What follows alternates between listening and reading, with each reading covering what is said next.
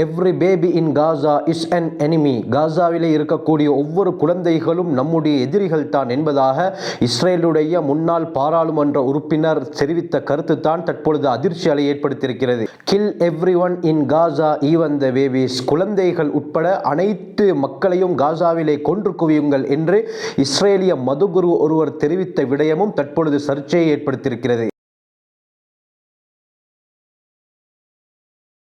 அல்ஹம்துலில்லாஹி ரப்பில் ஆலமீன் அஸ்ஸலாத்து வஸ்ஸலாமு அலா ரசூலில்லாஹி அம்மா பஅத். கண்ணியத்திற்குரிய இறைவனின் நல்லடியார்களே, அல்லாஹ்வின் சாந்தியும் சமாதானமும் என்றென்றும் நம் அனைவர் மீதும் உண்டாவதாக. ஒரு சமுதாயத்தை நல்ல வழிக்கு கொண்டு செல்வதும் அந்த சமுதாயத்தை சீர்குலைப்பதும் அந்த சமுதாயத்துடைய தலைவர்கள் மத போதகர்களுடைய கையில் தான் இருக்கிறது. அவர்கள் எந்தெந்த வழியை காட்டுகிறார்களோ அதன் பிரகாரம் தான் அந்த சமுதாயத்தினரும் பின்பற்றுவார்கள். அவர்கள் நல்லதை காட்டினால் சமுதாயத்தினரும் நல்லதை பின்பற்றி சிறந்தவர்களாக மாறுவார்கள். அப்படி அவர்கள் வழி தவறிவிட்டால் அவர்களுடைய பாதையை பின்பற்றி அந்த சமுதாயமும் வழி தவறி சீர்குலைந்து சின்ன பின்னமாக்கப்பட்டுவிடும். அந்த சமூகத்தில் வரக்கூடிய ஒவ்வொரு தலைமுறையினரும் பாதிக்கப்படுவார்கள். இதற்கெல்லாம் அஸ்திவாரமாக இருப்பது அந்த சமூகத்துடைய தலைவர்கள், மத போதகர்கள் தான். ஆகவே ஒரு சமுதாயத்துடைய நலனாக இருந்தாலும் சரி, அந்த சமுதாயத்துடைய கெடுதியாக இருந்தாலும் சரி, அது யாருடைய கையிலே இருக்கிறது என்று பார்த்தால் அந்த சமுதாயத்துடைய மத போதகர்கள், இதே போல சமுதாயத்துடைய தலைவர்களிடத்தில் தான். இதே போலத்தான் இந்த யூதர்களை பற்றி பல பதிவுகளில் நாங்கள் பார்த்து கொண்டு வருகிறோம். அந்த பதிவுகளை பார்க்காத சகோதரர்கள் அதனுடைய ஃபுல் பிளேலிஸ்ட்டை கீழே டிஸ்கிரிப்ஷன் பாக்ஸில் தருகிறேன், செக் பண்ணி பார்த்துக் கொள்ளுங்கள். அதிகமான உண்மை நிலவரங்களை நீங்கள் அறிந்து கொள்வீர்கள். யூதர்கள் ஆரம்பத்தில் அல்லாஹ்வை இறைவனாக ஏற்றிருந்தார்கள். அவர்களுடைய நபிமார்களுக்கு முழுமையாக அடிபணிந்தார்கள். காலப்போக்கிலே அவர்களுடைய தலைவர்மார்கள் இந்த யூதர்களை கெடுத்து விட்டார்கள். கடைசியில் அல்லாஹ்வை வணங்குவதை விட்டு சிலைகளை வணங்க ஆரம்பித்தார்கள். எந்த அளவுக்கு என்றால் வயக்துலூனல் அம்பியா பிகைரி ஹக்கின், எந்த ஒரு காரணமும் இல்லாமல் நபிமார்களை கொன்று குவித்தவர்கள் இந்த யூதர்கள். சொல்ல போனால் ஹஜ்ரத் ஈசா அலைஹிஸ்ஸலாம் அவர்களை சிலுவையில் அறைவதற்காக, அவர்களை கொலை செய்வதற்காக முயற்சி செய்தவர்களும் இந்த யூதர்கள் தான். இந்த இஸ்ரேலிலே இருக்கக்கூடிய ஜியோனிஸ்ட் எந்த அளவுக்கு மோசமானவர்கள் என்பது அவர்களுடைய தலைவர்மார்களுடைய செயல்பாடுகளின் மூலமாக எம்மால் விளங்கிக் கொள்ள முடியும். கிட்டத்தட்ட 600 நாட்களை தாண்டி தற்பொழுது இந்த யுத்தம் நடந்து கொண்டிருக்கிறது. இந்த யுத்தத்திலே அப்பாவியாக கொல்லப்படுவது யார்? இந்த குழந்தைகளும் பெண்களும் தான். அருமையானவர்களே, ஒவ்வொரு தாக்குதலை நாங்கள் பார்க்கும் பொழுதும் இஸ்ரேலிய ராணுவம் குறிப்பார்த்து எங்கெல்லாம் குழந்தைகள் இருக்கிறார்களோ, எங்கெல்லாம் பெண்கள் இருக்கிறார்களோ அவர்களுடைய இடங்களை பார்த்து தான் தாக்குதலை நடாத்துகிறார்கள். சமீபத்தில் ஒரு வீடியோ காட்சி வெளியாகி அதிர்ச்சி ஏற்படுத்தியது. தூரத்தில் இருந்து இந்த இஸ்ரேலிய ராணுவம் அந்த வீடியோவை எடுக்கிறார்கள்.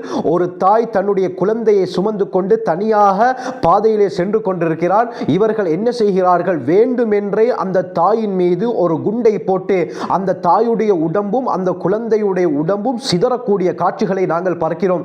இந்த அளவுக்கு பெண்களையும் குழந்தைகளும் கொன்று குவித்து சந்தோஷம் அடையக்கூடியவர்கள் தான் இந்த இஸ்ரேலிய ராணுவத்தினர். தற்பொழுது சோஷியாவிலே ஒரு வீடியோ பரவி கொண்டிருக்கிறது. அமெரிக்காவை சேர்ந்த ஒரு செய்தியாளர் இஸ்ரேலிய ஒரு பெண்ணிடத்திலே பேட்டி எடுக்கிறார். அவரிடத்திலே ஏன் எதற்காக இந்த அளவுக்கு காசாவிலே பிள்ளைகளை கொன்று குவிக்கிறீர்கள் என்று கேட்டதற்கு அந்த பெண் சொன்ன காரணம் என்ன?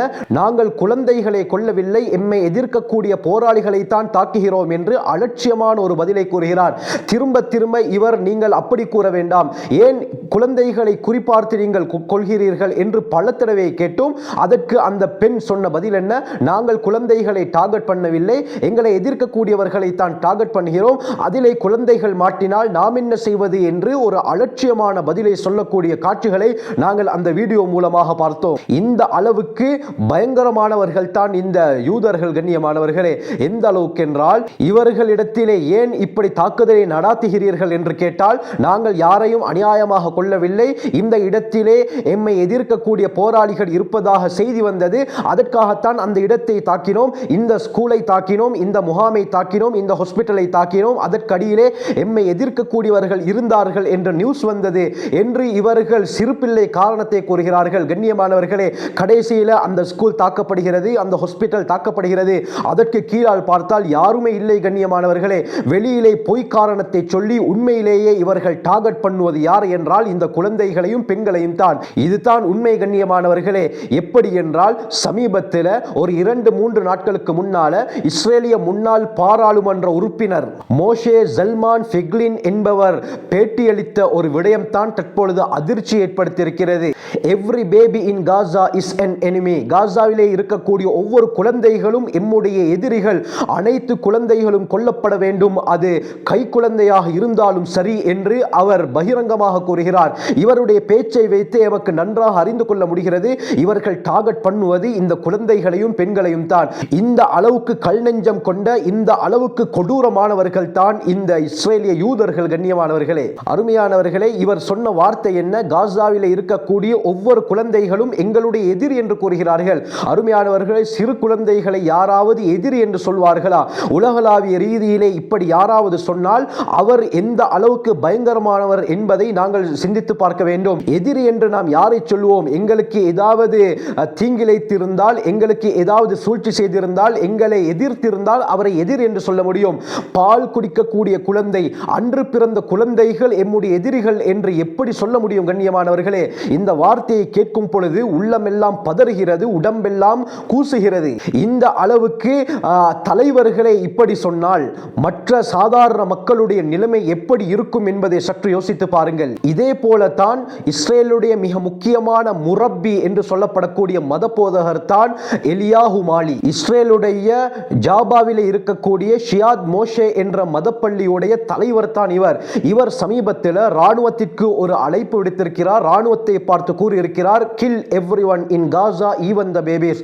குழந்தைகள் உட்பட காசாவில் இருக்கக்கூடிய ஒவ்வொருவரையும் கொன்று குவியுங்கள். ஒரு மத தலைவர் சொல்லக்கூடிய கருத்தா இது? கண்ணியமானவர்களே, இந்த அளவுக்கு விஷத்தை மக்களுக்கு மத்தியிலே தலைவர்மார் விதைத்தால் அந்த சமுதாயம் எப்படியாப்பட்ட நிலைக்கு தள்ளப்படும், அந்த சமுதாயம் எப்படியாப்பட்ட குணங்கள் கொண்டதாக மாறும் என்றதை நாங்கள் யோசித்து பார்க்க வேண்டும். இவர் ஒரு மாநாட்டில் தான் இந்த நச்சு கருத்துக்களை சொல்லியிருந்தார். உடனே மாநாட்டில் இருந்த ஒரு ஊடகவியலாளர் இவரை பார்த்து குழந்தைகளை ஏன் நாங்கள் கொல்ல வேண்டும் என்று கேட்டதற்கு அவர் சொன்ன அந்த பயங்கரமான பதில் என்ன தெரியுமா? தற்பொழுது எம்மை எதிர்க்கக்கூடியவர்கள் இதற்கு முன்னால் குழந்தைகளாக இருந்தவர்கள் தான். இன்றைய குழந்தைகள் நாளை எம்முடைய எதிரிகள், அவர்கள் போராளிகளாக மாறுவதற்கு வாய்ப்புகள் இருக்கின்றன. இந்த குழந்தைகளும் கொல்லப்பட வேண்டும், இந்த குழந்தைகளை உருவாக்கக்கூடிய அந்த தாய்மார்களையும் கொல்ல வேண்டும் என்று இவர் பகிரங்கமாக சொல்லியிருக்கிறார். ஷியாத் மோஷே என்ற இவருடைய மதப்பள்ளியில் கற்ற எத்தனையோ பேர் இஸ்ரேலிய ராணுவத்திலும் பணியாற்றிக் கொண்டிருக்கிறார்கள். ஆகவே இவருடைய பேச்சை கேட்கத்தானே செய்வார்கள். இந்த எலியாஹு மாலியுடைய மதப்பள்ளிக்கு இஸ்ரேலிய அரசாங்கத்தால் நிதி உதவியும் செய்யப்படுகிறது. இஸ்ரேலிய அரசாங்கத்துடைய சப்போர்ட்டும் இவருக்கு இருக்கிறது. கண்ணியமானவர்களே, அடுத்தவர்களுடைய நிலத்தை அபகரித்துக் கொண்டு தாம் அந்த இடத்திலே அமர்ந்து கொண்டு சொந்தக்காரர்களுக்கு எதிராக நீங்கள் போர் செய்யுங்கள் என்று சொன்னால் அதிலே என்ன லாஜிக் இருக்கிறது? கண்ணியமானவர்களே, இதுவரைக்கும் 14,000 விட அதிகமான குழந்தைகள், ஒன்றும் அறியாத அப்பாவி குழந்தைகள் கொல்லப்பட்டிருக்கிறார்கள்.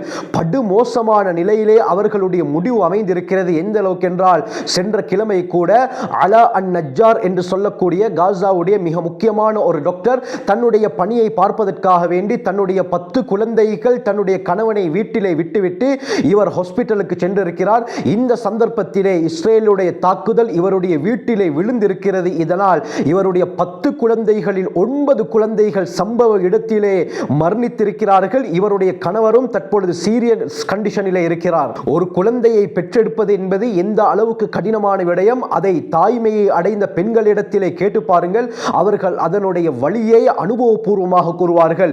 இந்த அடிப்படையில் 10 முறை பிரசவித்து 10 குழந்தைகளை வளர்த்து ஆளாக்கிய இந்த பெண்ணுக்கு எந்த அளவுக்கு ஒரு நிலைமை இருக்கும்? கண்ணியமானவர்களே, போட்டோவிலே இருக்கக்கூடிய இந்த அழகான சிறு குழந்தைகள் தான் இந்த தாக்குதலிலே கொல்லப்பட்டிருக்கிறார்கள். இந்த அளவுக்கு சிறு பிள்ளைகளை இலக்கு வைத்து இந்த இஸ்ரேலிய ராணுவம் பயங்கரமான தாக்குதலை தொடர்ந்து நடத்தி கொண்டு தான் இருக்கிறது. நேற்று கூட காசாவுடைய குடியிருப்பு பகுதிகளிலே இஸ்ரேல் பயங்கரமான தாக்குதலை நடாத்தியிருக்கிறது. எத்தனை குழந்தைகள் அலறக்கூடிய காட்சிகளை நாங்கள் பார்க்கிறோம். அல்லாஹ் தான் இவர்கள் அனைவரையும் பாதுகாக்க வேண்டும். ஆகவே கண்ணியமானவர்களே, ஒரு சமுதாயத்துடைய நலவும் கெடுதியும் அந்த சமுதாயத்துடைய தலைவர்களுடைய கையில் தான் இருக்கிறது. எதை காட்டுகிறாரோ அதைத்தான் அந்த சமுதாயமும் பின்பற்றி செல்வார்கள். ஆரம்பத்தில் இருந்து மனிதர்களுடைய உள்ளத்திலே நச்சு கருத்துக்களை, பயங்கரமான விடயங்களை விதைத்து அவர்களையும் இந்த குழந்தைகளுக்கு எதிராக திசை திருப்பி விட்டார்கள். ஆகவே அல்லாஹ் சுப்ஹானஹு வ தஆலா இந்த காசாவில் இருக்கக்கூடிய குழந்தைகளை பாதுகாப்பானாக, அங்கே இருக்கக்கூடிய மக்களை பாதுகாப்பானாக, நிம்மதியான சுபிட்சமான வாழ்க்கையை அல்லாஹ் ஏற்படுத்துவானாக, இந்த போருக்கு ஒரு முடிவை ஏற்படுத்துவானாக. ஜஸாக்குமுல்லாஹு கைர். வாஹிரு தஅவானா அல்ஹம்துலில்லாஹி ரப்பில் ஆலமீன்.